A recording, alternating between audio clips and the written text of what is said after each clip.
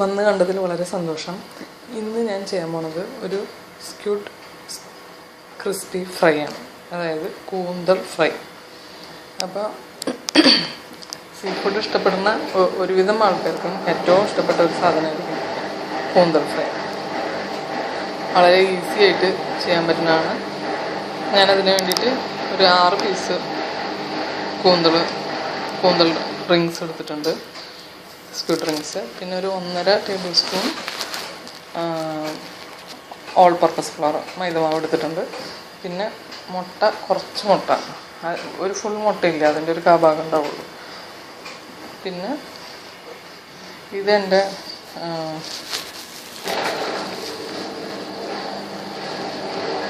ജീരകവും പിന്നെ കുരുമുളകും കൂടി പൊടിച്ച് വെച്ചിരിക്കുന്നതാണ്. അതാണ് ഇതിന് യൂസ് ചെയ്യുന്നത്. പിന്നെ ഉപ്പ്. ഇതിന് നമ്മൾ ആദ്യം ചെയ്യേണ്ടത്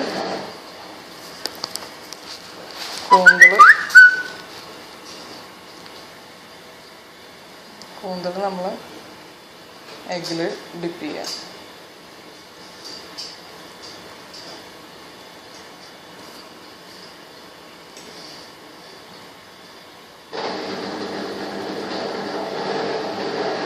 ഒരു സെക്കൻഡ് ഞാൻ എടുത്തിട്ട്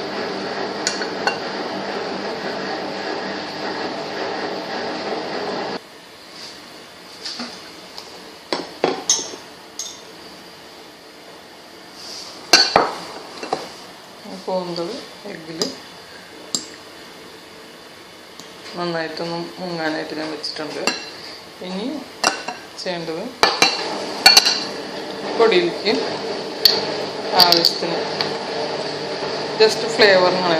നമ്മൾ സ്ക്വിഡ് ഫ്രൈ വാങ്ങിക്കുമ്പോൾ അത് സ്പൈസി അല്ലല്ലോ സാധാരണ നമുക്ക് കിട്ടുന്നത്. അപ്പം ജസ്റ്റ് ഫ്ലേവറിന് ഞാനിത് ഒരു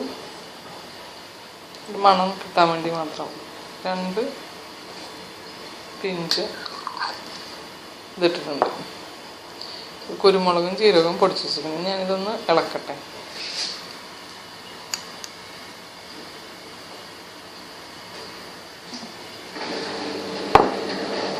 ഇളക്കിയിട്ടുണ്ട്.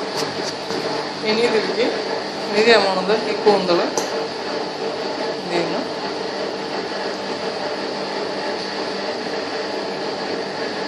മുട്ടയിൽ നിന്ന് ഇതിലേക്ക് ഇടാന്നുള്ളതാണ്.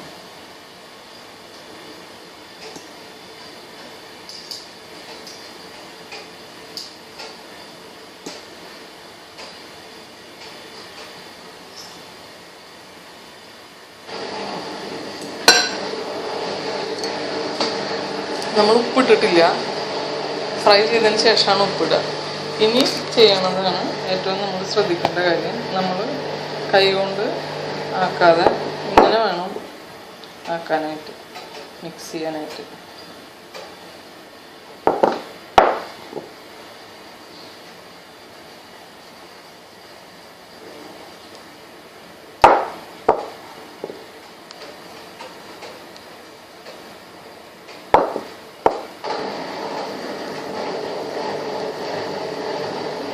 കൂന്തളുമ്പോൾ പൊടി നന്നായിട്ട് മിക്സ് ആയിട്ടുണ്ട്. കണ്ടാൽ മനസ്സിലാവും, കൂന്തളുമ്പോൾ പൊടി നന്നായിട്ട് മിക്സ് ആയിട്ടുണ്ട്. ഇനി ഇത് കണ്ടില്ലേ, നന്നായി മിക്സ് ആയിട്ടുണ്ട്. ഇനി ഇത് ഫ്രൈ ചെയ്യാം.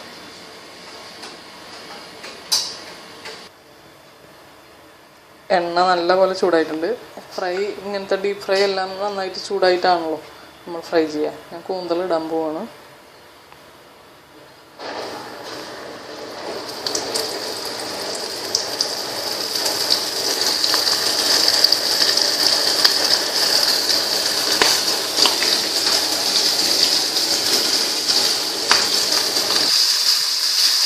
ക്യാമറ മാറ്റിയത് വേറൊന്നും കൊണ്ടല്ല, കൂന്തലിൽ ചെറുതായിട്ട് വെള്ളത്തിൻ്റെ അംശമുണ്ടെങ്കിൽ പൊട്ടിത്തെറിക്കും.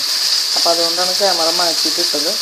അത് ഒരുവിധം ഫ്രൈ ആയിക്കൊണ്ടിരിക്കുന്നുണ്ട്. ഇനി ഞാൻ ഫ്രൈ ചെയ്ത് എടുത്തിട്ട് കാണിക്കാം. കാരണം ചിലപ്പോൾ ഞാൻ വെള്ളം മാക്സിമം കളഞ്ഞിട്ടുണ്ടായിരുന്നു കൂന്തലിൽ നിന്ന്, എന്നാലും ചിലപ്പോൾ വെള്ളം ഉണ്ടെങ്കിൽ പൊട്ടിത്തെറിക്കും.